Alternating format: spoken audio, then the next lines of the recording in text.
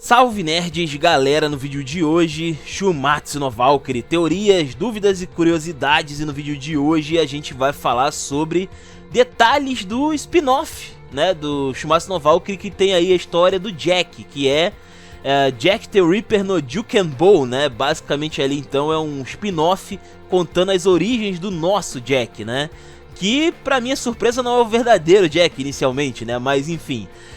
e assim, vamos lá, né, vamos começar aí, lembrando que eu não vou postar aqui as imagens, vibrando aí o robozinho do YouTube, né, abre uma página paralela e acompanhe comigo se quiser. Sem maiores enrolações, vamos embora pro vídeo. Bom, a gente começa aqui então primeiramente falando que, cara, é um tipo de história que, tipo, eu não esperava nada, os caras entregaram tudo, né. Eu não esperava nada porque a história do Jack já é bem redondinha, né, os caras não precisavam mexer, então... deu um cagaço de que de repente os caras poderiam acabar estragando a história do personagem que já era querido pela comunidade, né? Enquanto isso o Lubu tá lá num canto às traças, né? Mesmo com o spin-off dele a galera cagou e andou pra ele, né? Enfim. Já no caso aqui do Jack, a gente tem aqui uma história contando as origens dele e principalmente da onde ele recebeu o título de Jack o Estripador, né? E basicamente a gente é surpreendido aqui, né, com o fato de que o Jack não é o Jack de fato. A gente acompanha aqui durante a história um outro cara que era, na verdade, o verdadeiro serial killer, que é o Luka Evans, né? Mas, na verdade, ele tinha ali um alter ego de Jack, o Estripador, que no caso ele matava garotas de programa por causa de um ressentimento que ele teve com uma esposa dele, né? Aparentemente uma noiva, sei lá. Que acabou que ela, aparentemente ela chifrou ele, alguma coisa assim. E ele considerou ele uma vadia, considerou ela, né, uma vadia, matou a menina. E acabou que agora ele fica descontando a raiva dele em qualquer garota de programa que ele encontra aí nas periferias de Londres, né, basicamente. E acontece que a gente descobre, conforme a gente vai lendo, né, a história, de que o nosso Jack, ele não só ele não tem nome... o que é uma coisa meio bizarra, como a própria Brunhilde foi falar com ele, né, convidando ele para entrar no torneio, isso bem antes do torneio acontecer, pelo menos pelo que deu a entender ali, né. E aí a gente tem aqui alguns pontos pra gente destacar, né. Primeiro que ficou bem maneiro, me surpreendeu bastante esse lado aí de que o nosso Jack não é o Jack verdadeiro, o Jack de fato, né, isso é bastante curioso. E ficou maneiro o jeito que eles contaram, me surpreendeu bastante, eu não tava levando fé de que isso aí ficaria tão bem contado assim. Até eu tinha gente comentando lá na gringa, né, de que o pessoal tinha traduzido errado essa parte aí da história, né, porque o pessoal, uma parte tava falando que era isso, a outra parte tava falando que o pessoal tinha entendido errado, né. Mas enfim, o Reddit pegou fogo lá nessa parte aí porque era um negócio muito bizarro. Mas acabou acontecendo que isso se confirmou. E o jeito como eles contaram aqui a história desse Luka Evans, como é que o nosso Jack entra nessa história aí, ficou bastante interessante. Apesar de que tem muita coisa ali que é irrelevante, né? Levaram ali, botaram o nome de um monte de personagem ali com o nome pra gente gravar e não tinha nenhuma necessidade. A maioria deles apareceu rapidinho e nunca mais foi visto, basicamente, né? Talvez eles apareçam depois, caso tenha mais capítulos, mas... aliás, nem precisa de mais capítulos, porque o principal que eles precisavam mostrar aqui já foi mostrado, já ficou incrível já o que eles já fizeram aqui. Acho que mais um capítulo não sei se é tão interessante assim. Provavelmente vai ser legal, mas não sei se vai chegar no nível desse primeiro aqui, porque realmente ficou maneiríssimo, tá? E como eu falei, eu não tava esperando nada, então eu tô muito mais feliz do que a galera tava esperando alguma coisa, tá? Porque realmente ficou bem contado aqui. Sobre o lance dele... não ter nome foi uma coisa que me chamou a atenção, porque pra fazer esse spin-off eles precisavam de alguma brecha, eles precisavam expandir a história do Jack a partir de um ponto, né? E o ponto que eles pegaram é o fato de que o Jack aparentemente ele não tem um nome fixo, né? Ou pelo menos ele tem um nome verdadeiro, mas não é contado em nenhum momento, né? E aí eu fui atrás na obra original de Shumatsu no Valkyrie pra saber, ele realmente não tinha um nome? E aí a gente vai, né, para o capítulo 25, Nascimento de um Monstro, que conta a história de infância do nosso Jack. E de fato, quando ele é apresentado pra gente, ele é só reconhecido como o garoto, né? Ele é meio que o Atreus aqui, né? Garoto, né? E basicamente então ele não tem nome quando ele aparece. Outros personagens, como a própria mãe dele, não fala o nome dele, sabe? É bizarro. Annie, que era uma outra mulher de programa lá, né, que tava lá no mesmo ambiente, né, que a mãe dele, ela também não chama ele pelo nome. Ninguém chama ele pelo nome em momento nenhum, sabe? Bizarro. Então, assim, realmente ele não tinha um nome na história, então dava pra expandir isso daí, né? O que também me leva a crer que, apesar de eu ter desconfiado, né, de que de repente eles estavam planejando isso daí meio que às pressas, ou até mais recentemente, né? Na verdade não, desde que ele apareceu, parecia que já tinha planos aí de seguir essa linha de raciocínio, esse spin-off aí, tá? Porque, pô, os caras não mostraram o nome dele em nenhum momento. A gente imagina que eles iam, né, agora parando pra pensar agora mais pra frente, né? Eles realmente queriam utilizar isso de alguma forma, em algum momento, né? A gente só não sabia disso na época, porque, pô, como é que a gente ia desconfiar disso, né, caramba? A gente já sabe quem é o Jack, a gente já viu ali até o flashback dele. Eles iam expandir mais o personagem? Pô, na hora ali, ninguém ia pensar nisso, né?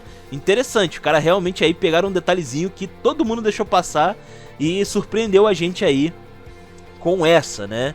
Bem louco.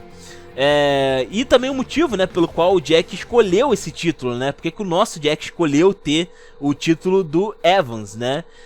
Basicamente ele escolheu esse título porque o Evans, ele matava garotas de programa, né? Matava ali as prostitutas. E o Jack, ele matou a mãe dele, né? Ele matou a mãe dele, que era uma garota de programa naquela época lá, né? Quando ela tava viva.